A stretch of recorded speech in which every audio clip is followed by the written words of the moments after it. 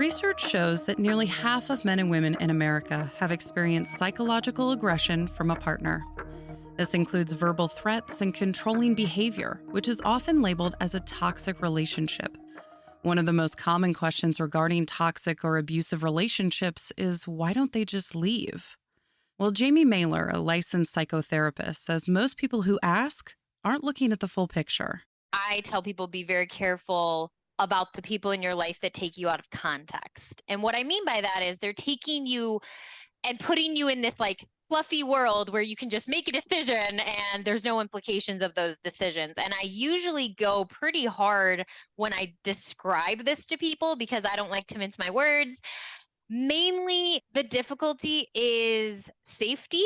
Mahler specializes in relationship issues and trauma and says the idea of leaving can be terrifying. Even if the person realizes the abuse and wants to leave, it's not always as simple as just walking out the door. If I don't mince my words, I can say, well, would you leave someone? If you were in my house and I said, hey, if you leave, I'm going to kill your dog. Is that a choice? No. You're going to be like, okay, then I guess I'll stay. How long do you want me to stay for? I guess I'll stay for a few hours. Is that good with you? Really don't want my dog dead today. I use that language because that's typically how bad it gets. And while not everyone will threaten to harm a pet, this type of emotional coercion is a common tool to get a partner to stay in the relationship. The more subtle intimidations, like trying to get you fired or slandering your character online, can be just as scary as physical threats. Remember that they have loved ones, they have jobs, they have financial situations that sometimes them walking away puts all of that at threat. They all get threatened at the same time. And for many people, they're like, I can't handle that. I can't be penniless, worried about my life, worrying about my dog getting killed. I can't worry about my job. I have to just put my head down and make this relationship work. Mailer recently wrote Toxic Relationship Recovery, a guide to identifying, leaving, and healing from these emotionally abusive relationships. And this resource isn't just for victims, because many people fall into both roles at different stages of their lives. We're all going through this. I've been the toxic one. I've been the harmful one. I've literally lived a lot of the behaviors I wrote in the book.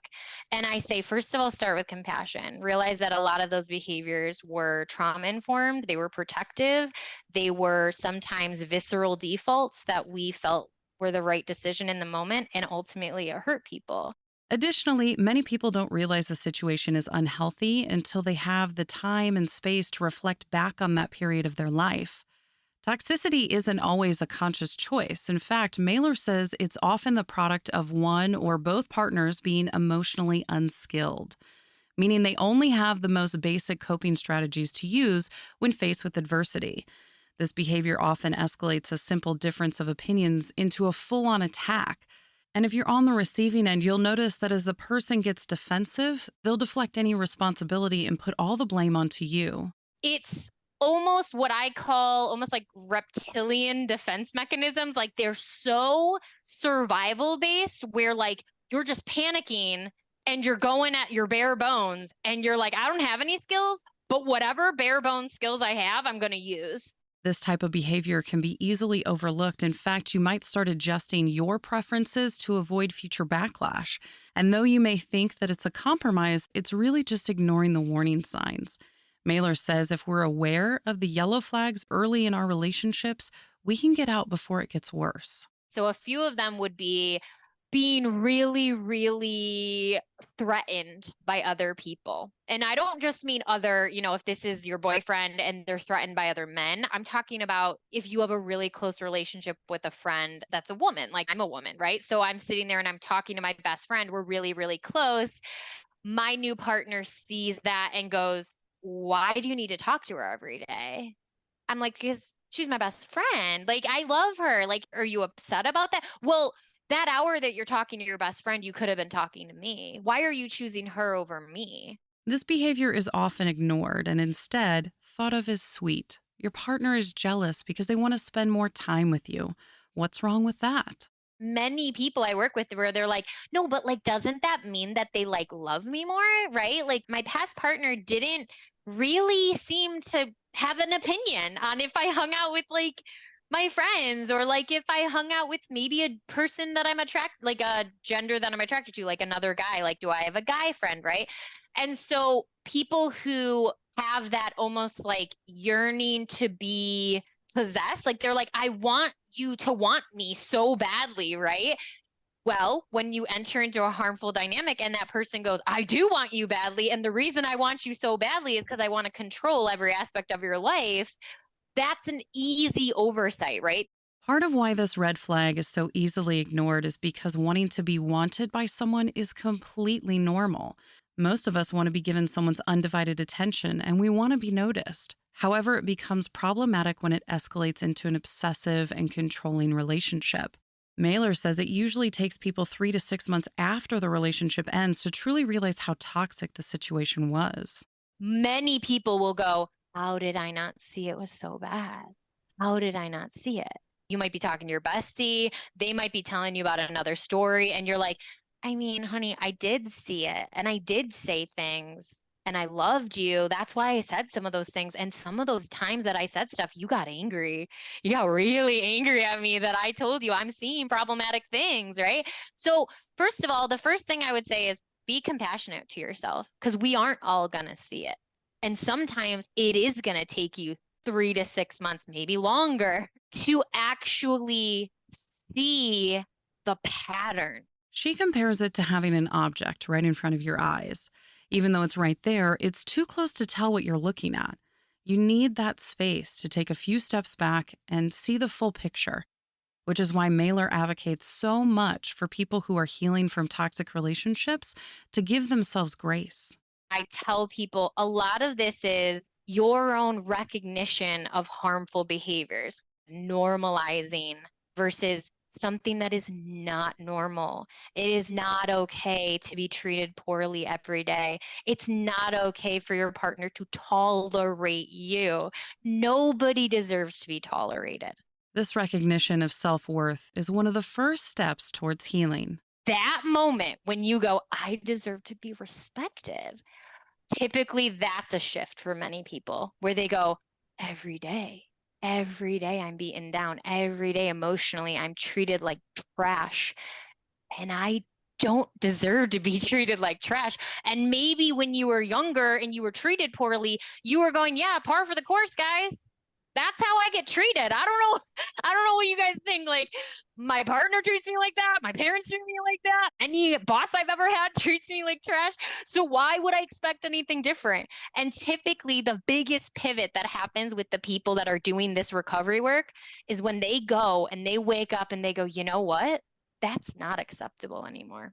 A big part of realizing and maintaining your self worth is healing your inner voice.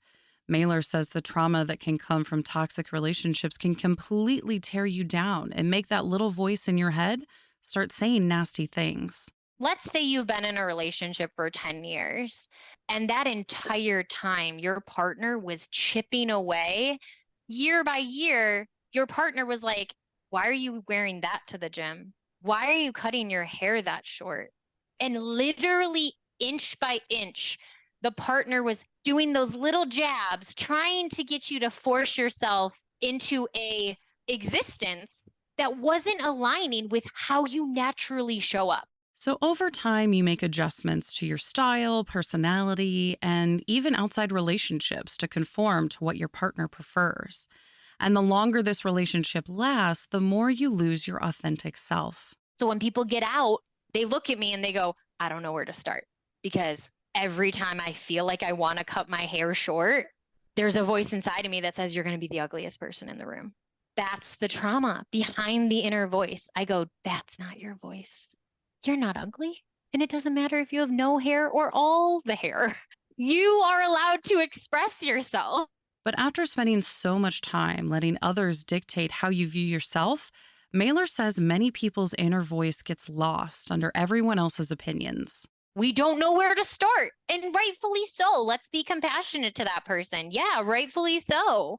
You were trying to survive. You didn't want to be bullied every moment of your life. So you said, you know what? I won't cut my hair past the chin because I don't want to be bullied.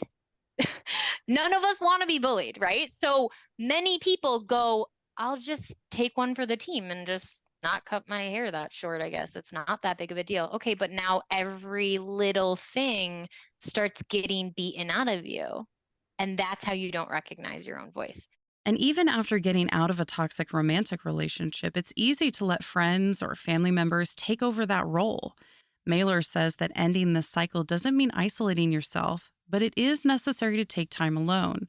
Sit with your thoughts and tease apart the things you truly like versus what your partner wanted you to like.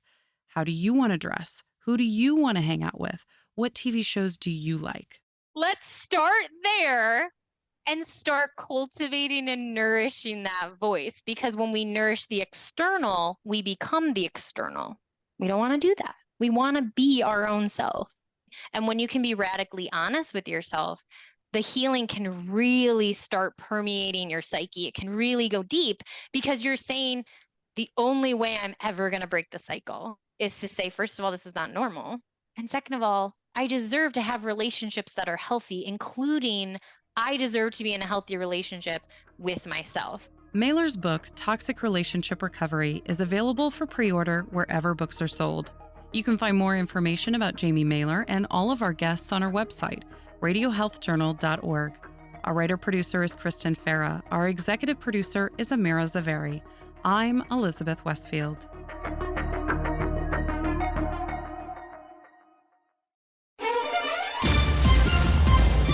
And that's Radio Health Journal for this week. Follow us on Twitter, Facebook, and Instagram to learn more. And check Apple Podcasts, Google Play, and Spotify for a library of past programs. Plus, you'll always find previous segments and information about our guests at radiohealthjournal.org. Join us again next week for another edition of Radio Health Journal.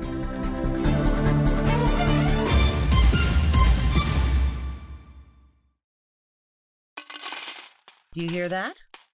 That's the sound of you getting paid when you use your payback checking debit card from Andrews Federal Credit Union.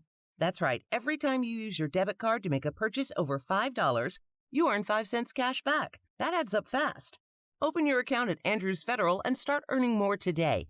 Visit andrewsfcu.org to get started. Andrews Federal Credit Union, federally insured by the NCUA. For eligibility, membership requirements, and details about payback limits, visit andrewsfcu.org.